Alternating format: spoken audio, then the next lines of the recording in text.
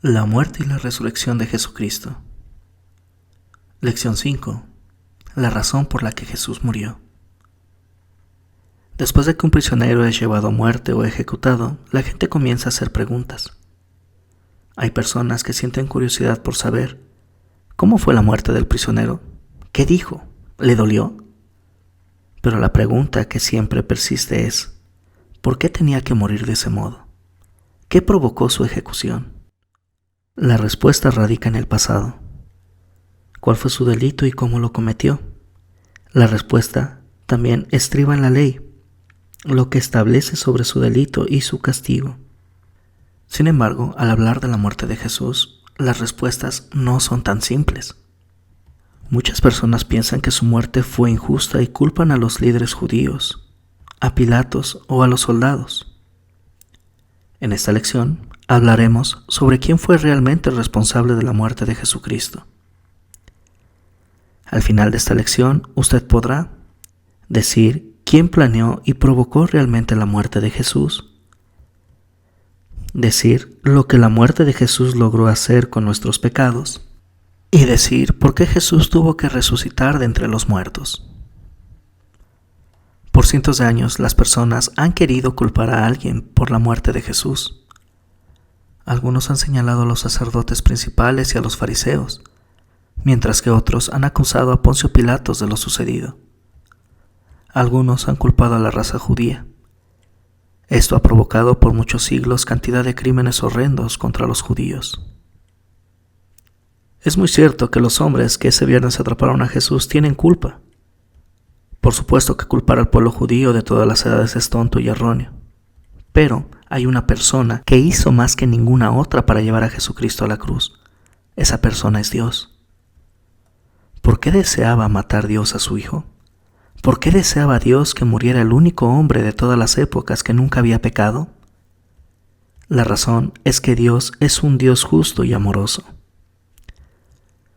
Por nuestros pecados merecíamos que Dios nos diera la muerte eterna. En el principio, Dios hizo a una raza humana perfecta y libre de pecado.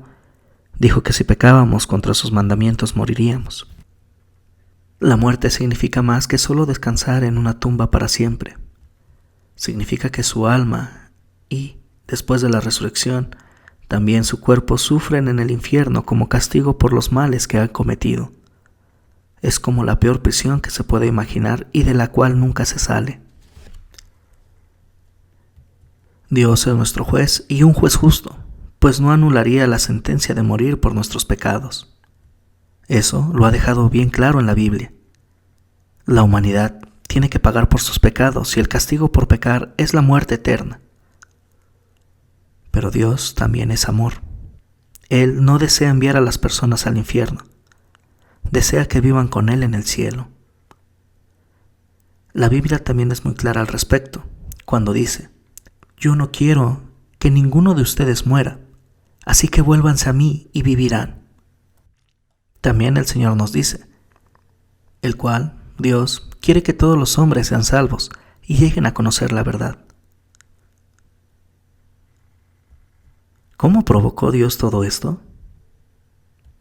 Nosotros merecíamos ir al infierno, porque Dios es justo, tenía que condenarnos a la muerte eterna, pero porque es amoroso, quiere darnos la vida eterna.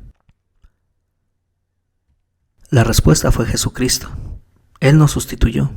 Un sustituto es alguien que toma nuestro lugar. Al crucificar a Jesús, Dios lo castigaría por nuestros pecados. El castigo eterno que todos merecemos se cumpliría en las horas que Jesús estuviera en la cruz. Jesús sufriría por nuestro castigo en vez de nosotros. Ningún pecado quedaría sin castigar, pero nosotros, los pecadores, no seríamos castigados. Jesús sería tratado como si Él fuera el único que hubiera cometido todos los pecados, y de esta manera Dios nos perdonaría. Pero la historia de Jesús no podía terminar en su tumba. Como antes se dijo, el infierno es un eterno y continuo castigo. Si Jesús hubiera permanecido entre los muertos, con esto se hubiera probado que no era el Hijo de Dios y que su muerte no había pagado realmente por nuestros pecados. Significaría que nosotros mismos tendríamos que pagar por ellos, yéndonos al infierno. Justo antes de morir, Jesús exclamó en voz alta para que todos pudieran escucharlo: todo se ha cumplido. Su trabajo de guardar toda la ley de Dios perfectamente por nosotros como nuestro sustituto y de pagar por nuestros pecados había terminado, y así lo dijo.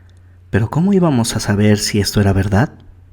Si usted desobedece una ley, puede ser enviado a prisión, y una vez que cumple su condena lo dejan ir. Sale de prisión y es un hombre o mujer libre. Ha pagado su deuda y para usted todo se ha cumplido. Lo mismo fue para Jesús. Cuando hubo cumplido su condena por nuestros pecados, pudo dejar su prisión, su tumba. Si no lo hacía así, significa que el castigo por los pecados no había terminado y que cada uno de nosotros tendría que pagar sus propios pecados. Si Jesús resucitó de entre los muertos, como prometió que lo haría, significa que en verdad Jesús logró cumplir toda la ley de Dios perfectamente como nuestro sustituto y que nuestros pecados se pagaron en su totalidad para siempre. Los sacerdotes y fariseos hicieron que Pilato pusiera una guardia de soldados romanos en la tumba de Jesús. Iban a evitar que los seguidores de Jesús entraran a robar el cuerpo. Pero aquí se dieron poderes más fuertes. ¿Cómo iban a evitar que él saliera?